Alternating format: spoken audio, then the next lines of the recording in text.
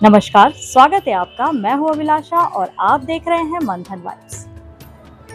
नर्मदा की शांत लेकिन गूढ़ धारा के मध्य एक ऐसा द्वीप जिसे ओम का स्वरूप माना जाता है। एक ऐसा तीर्थ जहाँ हर पत्थर शिवलिंग कहलाता है, जहाँ रात ढलते ही चौसर से जुड़ी हुई रहस्यमयी मान्यताएं आस्था को और गहरा कर देती हैं।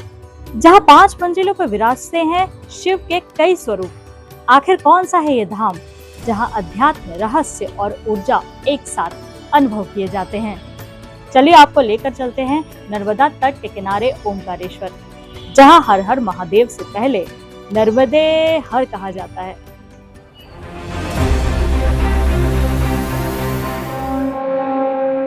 हरि ओम नमः शिवाय, हरि ओम नमः शिवाय, हरि ओम। मध्य प्रदेश के खंडवा जिले में नर्मदा नदी के मध्य स्थित मधानता द्वीप पर विराजमान ओमकारेश्वर ज्योतिर्लिंग भारत के 12 ज्योतिर्लिंगों में से एक अत्यंत महत्वपूर्ण तीर्थ माना जाता है। इस पवित्र द्वीप का भौगोलिक स्वरूप संस्कृत के पवित्र अक्षर ओम से मिलता जुलता माना जाता है। इसी कारण इस धाम का नाम ओमकारेश्वर अर्थात ओम के ईश्वर पड़ा। पुराणों के अनुसार देवर्षि नारद के प्रेरणा से विंध्य पर्वत ने भगवान शिव की कठोर तपस्या की। दीर्घ तप से प्रसन्न होकर भगवान शिव ज्योतिर्लिंग रूप में यहाँ प्रकट हुए।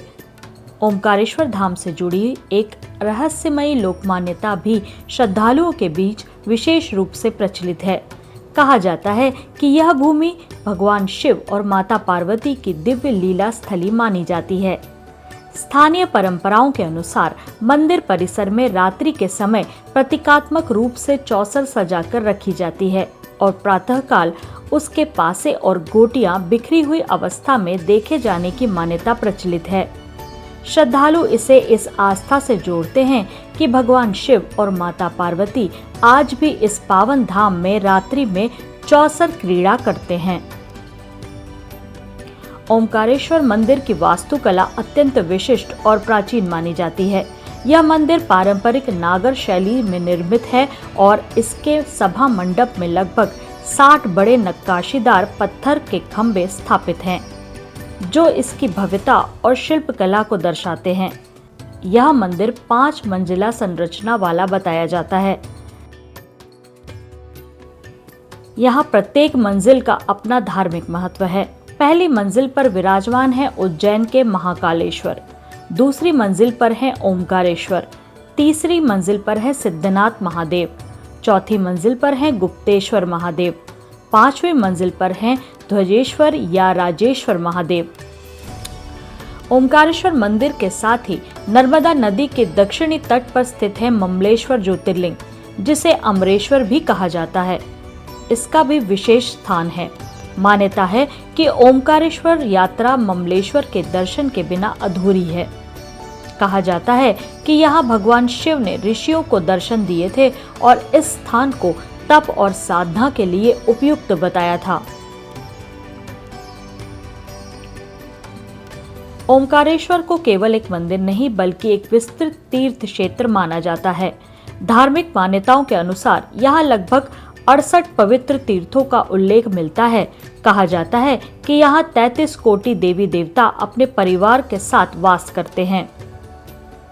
ओमकारेश्वर की आध्यात्मिक पहचान मां नर्मदा के बिना अधूरी मानी जाती है। शैव परंपराओं के अनुसार नर्मदा नदी की धारा से प्राप्त प्राकृतिक अंडाकार एवं लिंगाकार पत्थरों को नर्मदेश्वर शिवलिंग कहा जाता है। मान्यता है कि नर्मदा से निकली इन शिलाओं को अलग से प्राण प्रतिष्ठा की आवश्यकता नहीं होती, क्योंकि इन्हें स्वयं सिद्ध शिव रूप माना जाता है।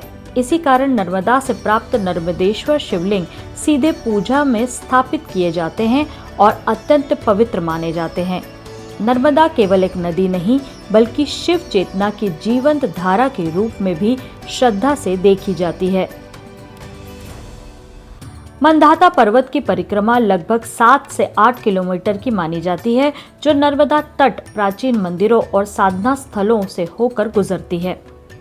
श्रद्धालुओं के लिए यह परिक्रमा सिर्फ एक धार्मिक यात्रा नहीं बल्कि आत्मिक शुद्धि और साधना का मार्ग माना जाता है। आध्यात्म, रहस्य और दिव्यता का अद्वितीय संगम है ओमकारेश्वर ज्योतिर्लिंग। जय श्री ओमकारेश्वर।